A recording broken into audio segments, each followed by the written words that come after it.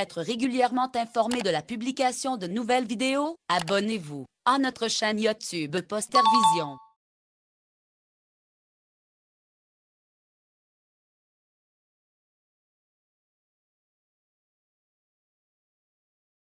Bonjour.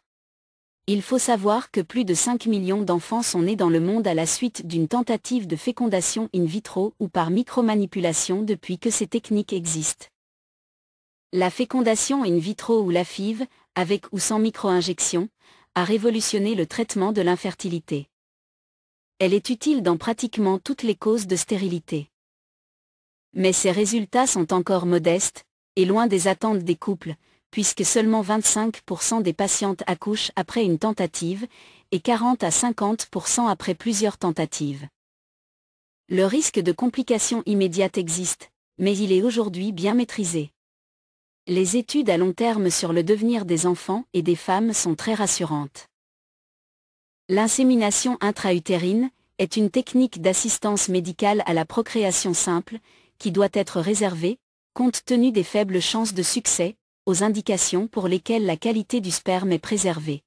Compte tenu des faibles chances de succès, aux indications pour lesquelles la qualité du sperme est préservée, l'infécondité est de courte durée, et l'âge de la femme est jeune. La fécondation in vitro est une technique d'assistance médicale à la procréation efficace, pour laquelle la stimulation ovarienne doit être contrôlée, afin d'éviter les complications de type hyperstimulation ovarienne et la production d'un nombre élevé d'embryons surnuméraires. Le nombre d'embryons transférés devra, autant que faire se peut, être égal à 1 ou limité à 2, afin de diminuer le risque de grossesse gémellaire. La fécondation in vitro avec micromanipulation répond aux indications masculines et permet d'obtenir des grossesses dans le cas où il y a très peu de spermatozoïdes disponibles. Il faut plus de 1 million de spermatozoïdes mobiles sélectionnés, par un test de migration des spermatozoïdes, pour une insémination intra-utérine. Ce nombre passe à moins de 100 000 pour l'insémination en fécondation in vitro, mais attention, ce nombre doit être révisé en fonction des paramètres spermatiques initiaux. Car une diminution du nombre de spermatozoïdes fécondants dans la préparation expose à une paucifécondation ou un échec de fécondation. Un seul spermatozoïde de qualité est nécessaire pour féconder un ovocyte en micromanipulation. Les taux de naissance sont en moyenne, selon les données de l'Agence de la biomédecine, d'environ 10% en insémination intra-utérine et 18 à 20% en technique de type fécondation in vitro. L'accès aux techniques d'assistance médicale à la procréation et leur réalisation sont réglementés par les lois de bioéthique et les guides de bonnes pratiques cliniques et biologiques d'assistance médicale à la procréation. Voici les photos de l'ovocyte, du zygote et des embryons aux différents stades de la fécondation in vitro ou de l'injection intracytoplasmique de spermatozoïdes. Avant de commencer, on va faire un bref rappel cytologique de l'ovocyte.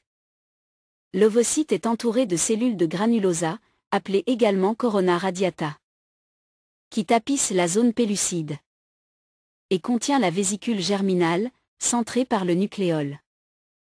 Le complexe cumulo-ovocytaire.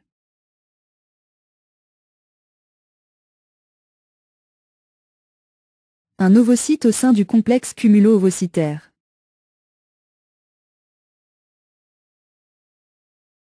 Un ovocyte décoronisé en vue de micro-injection. Repérage puis capture d'un spermatozoïde en vue de micro-injection. Maintien et orientation de l'ovocyte en vue de micro-injection. Globule polaire de l'ovocyte en métaphase 2. Spermatozoïde, dans la micropipette d'injection. Micropipette de contention.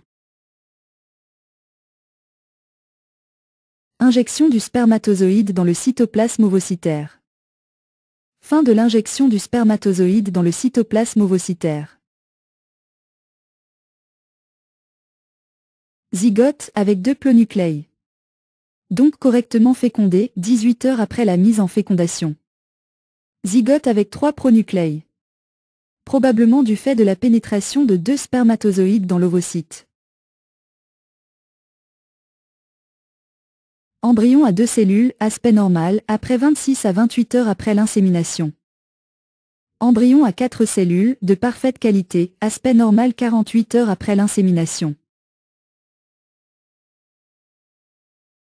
Embryon à 8 cellules, aspect normal 72 heures après l'insémination. Morula, aspect normal 4 jours après l'insémination. Blastocyste expansé, aspect normal 5 jours après l'insémination. Il est encore entouré par la zone pellucide. Blastocyste en cours d'éclosion ou hatching, c'est le moment où il sort de la zone pellucide pour pouvoir s'implanter.